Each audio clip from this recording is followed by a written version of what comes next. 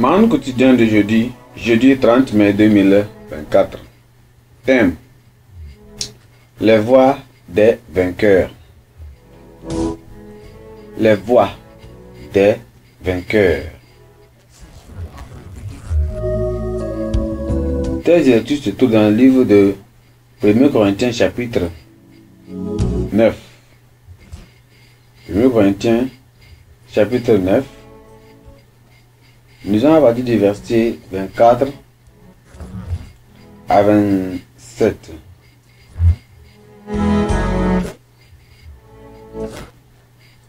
« 24 à 27. Ne savez-vous pas que ceux qui courent dans le stade courent tous, mais qu'un seul remporte le prix? Courez de manière à le remporter. Tous ceux qui combattent s'imposent toute espèce d'abstinence, et ils le font pour obtenir une couronne corruptible. Mais nous le faisons pour une couronne incorruptible.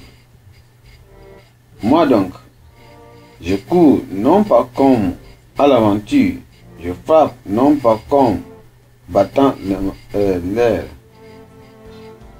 mais je traite démesurément mon corps et je le tiens assujetti, de peur d'être moi-même rejeté après avoir prêché aux autres. Gloire à Dieu. Le verset clé de notre texte ici, c'est le verset 27 qui dit: moi je traite durement mon corps et je le tiens assujetti d'une peur d'être moi-même rejeté après avoir prêché aux autres. Des athlètes célèbres ont été interrogés par leur stratégie de réussite. Leurs réponses étaient visibles et profondes à la fois. Ils visualisent les résultats avant de douter de la course. Ils apprennent à se concentrer. Donc, ils visualisent les résultats. Alors, ils apprennent à se concentrer et rester calmes sous la pression. Ils ont des routines de préparation claires.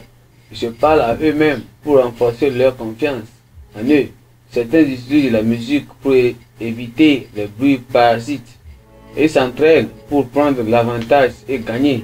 Ils se fixent des objectifs et réorientent leur vie pour les atteindre. Ils retrouvent des moments pour souffler, se détendre et ils ne rien faire. Ils sont incurables, optimistiques, bien, d'optimistes et s'entraînent sans relâche. Rien de tout cela n'est possible sans discipline personnelle. L'apôtre Paul ici s'est inspiré du monde du support et a fait une analogie avec ce qu'il faudrait à un croyant pour gagner la course chrétienne. Il souligne que ce ne pas tous ceux qui participent à une course qui remportent le prix, mais il fait ressortir la modération dans le régime alimentaire et la discipline, ainsi que la rigueur des privations ou bien des privations auxquelles l'athlète se soumet afin de participer convenablement à une course dont la victoire ne lui est pas garantie. Pourtant, ils font tout cela pour une couronne incorruptible et un seul reçoit le prix à la fin. Il donna son propre exemple en expliquant comment il conservait la victoire en faisant preuve.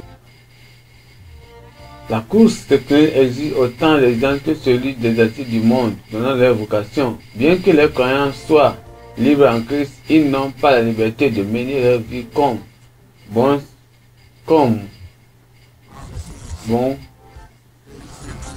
leur semble. Contrairement aux compétitions sportives habituelles, il s'agit d'une course dans laquelle nous pouvons soumettre à la discipline nécessaire et observer soigneusement les règles. Nous devons être prêts à renoncer et même bonnes choses qui peuvent considérer un obstacle, faute de quoi nous risquons d'être respectés. Les athlètes du monde entier se soumettent à toutes les rigueurs pour obtenir un prix incorruptible ou bien un prix corruptible.